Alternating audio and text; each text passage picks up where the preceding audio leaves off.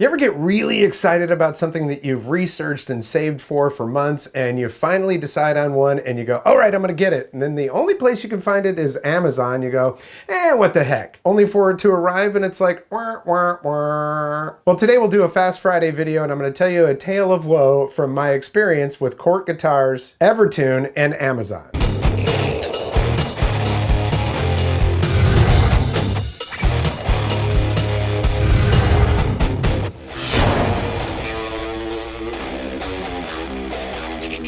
Welcome back, I'm Tony, and yeah, that's exactly what happened. I've been wanting to get an Evertune guitar for the longest time, and I know that it's gonna have to be a little bit more high-end guitar. It's gonna cost at least $1,000. So I saved my money, I did my research, and this Cort KX700, I was like, this sounds like exactly what I need. I love the way this thing looks, it's got great features to it, and Cort is supposed to be a fantastic company. I mean, they actually manufacture for a lot of companies that you may not know about. And this is not an indictment of Cort saying Cort sucks or anything like that, but based on my experience with this one, I'm like, Now I do want to say up front, this is also not a slam piece on Evertune, because the Evertune on this thing is actually fantastic, and man, I definitely am going to find the perfect Evertune guitar for me. I just don't know if it's going to be this Cort guitar, even though I really want to love it. Now, I'm well aware that you can go on Evertune and actually buy a guitar that's equipped with an Evertune right on their website. I just haven't found one on there that I really love. This one showed up on there a lot too. You know, when you're looking for a certain style, that's what you want. And the headstock on this thing, I was like, dude, that looks badass. So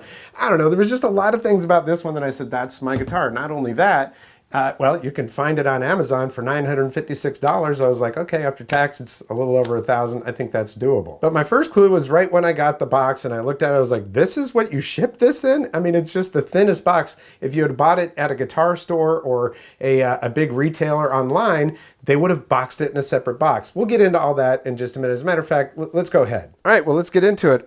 Right off the bat, it really is. It's a beautiful guitar, and I think Cort is a good company.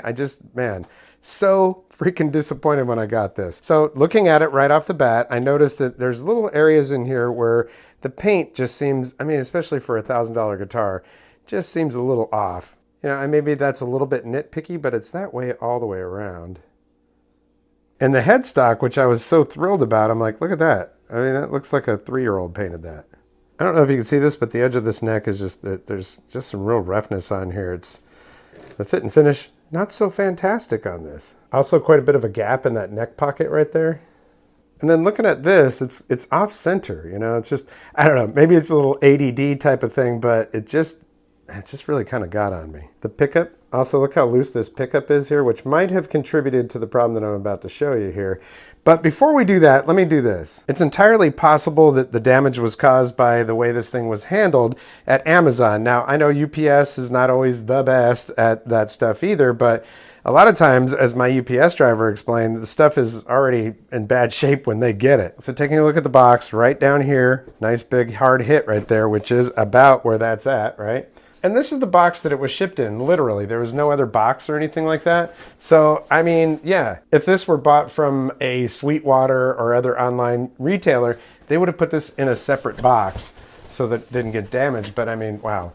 And of course, this is torn up here too. So, I don't know, maybe some of that contributed to it. But Amazon, again, is the only place where I could find this thing in stock in the US. Also, take a look at this. Hole in this thing. And this is the case, hole in that too. So it popped all the way through there. And then when you look at this button right here, yeah, that's cardboard that's stuffed in there. As an example, I pulled that out of it. So yeah. Now I did tune this thing up, and indeed the Evertune does stay in tune. It's fantastic. Gosh darn it, I really want to have an Evertune guitar that has the types of features as this thing does. I mean, you've got the Nazgul and Sentient pickups on here from Seymour Duncan. The body shape is perfect. The contour is perfect. It's very comfortable when I sit with it. So yeah, I could overlook a lot of that stuff. But here's the big problem. The first thing I noticed, see that right there? That is a cracked piece of wood. You know, the top on it. And I noticed that it looked like it was open right there. And I was like, what the heck? Because all the pictures in my research did not have that. There was, you know, wood between the bridge and that pickup right there. Well, as I started looking a little bit closer, you can see that there's a piece right here, but there isn't one over there. Well, that's this piece that I dug out of the cavity in there. And then I was like, well, that still doesn't explain why it's open, but this does, because this piece was broken off and it was down inside there underneath that pickup. Again, this pickup being as loose as it is, maybe that jostled and hit the wood or something like that. I don't know, but dang, man. But you can also see how thin that actually is. So I guess it went like this.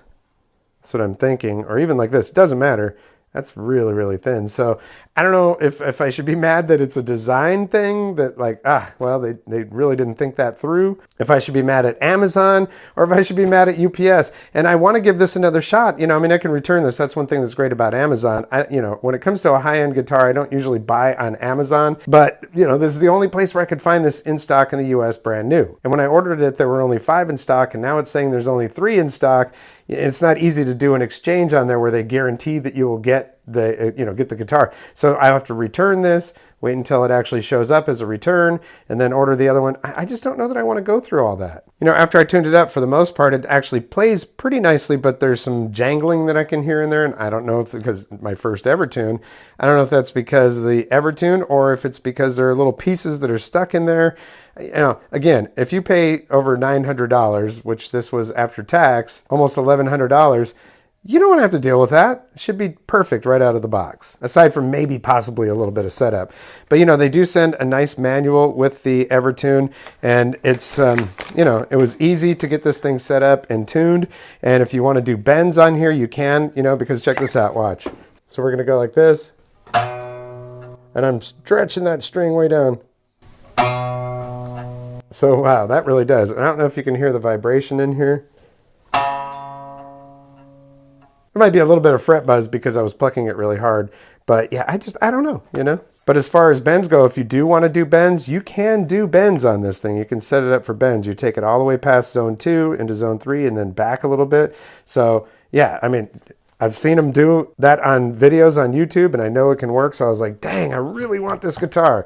It's just, boof. Like I said, I'm not reviewing this guitar today, and I may not ever review this guitar because I just don't know if I want to give it another chance, at least not through Amazon.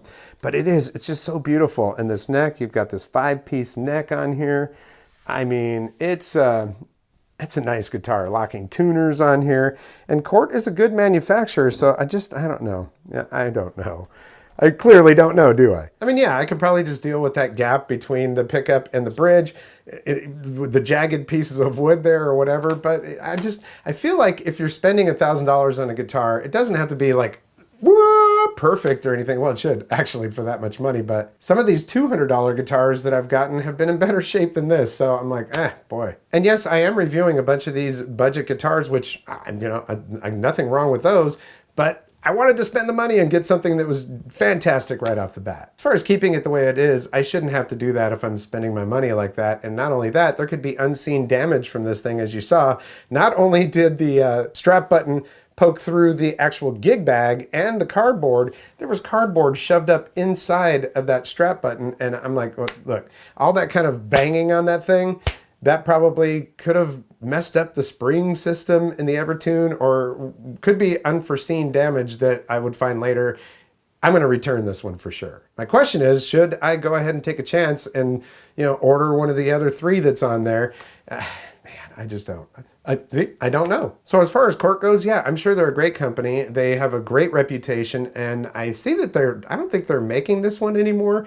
This one was actually made in 2022, according to the tag that's on the neck. And I cannot find them in stock brand new anywhere that I looked in the US. I could be wrong, but I couldn't find one. And I'm not a snob, but when I'm spending that much money, I don't really like to buy used guitars unless I can actually hold it in my hands, check it out, and all of that stuff. So buying one on Reverb, just out of the question for me. So what do you think? Tell me down in the comments, is there a Evertune guitar that you really like? Should I keep this one? Should I give it another chance on Amazon? I've got a few days to return it if they still have them on, you know, on the site. I played it. It sounds really good. The pickups are fantastic. Like I said, I'm not reviewing it, so I'm not even going to bother with all that stuff because there might be something wrong with it that I don't even know about. If I do get another Cort KX700 and it is in good shape, then yes, I'll review it.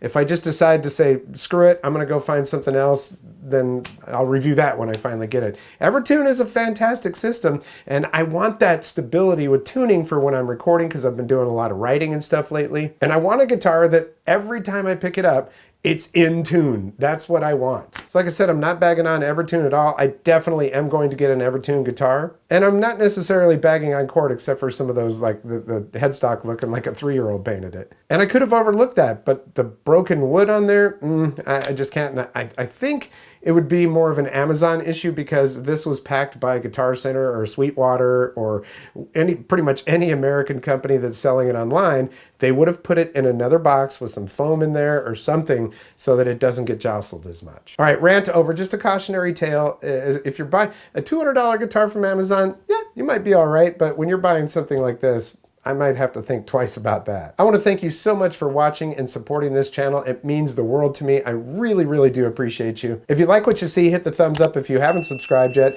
well, there's a red subscribe button down there and notification bell. If you click both of those, you'll get notifications when I upload new videos. As you can probably tell, it is not inexpensive to run these channels, so if you'd like to toss me a couple bucks, there's a thank you button that's down below this video. You can click that and send away. Either way, I'm just glad you're here. Well, that's going to do it for this episode. We'll catch you next time on the Vapor Trail channel.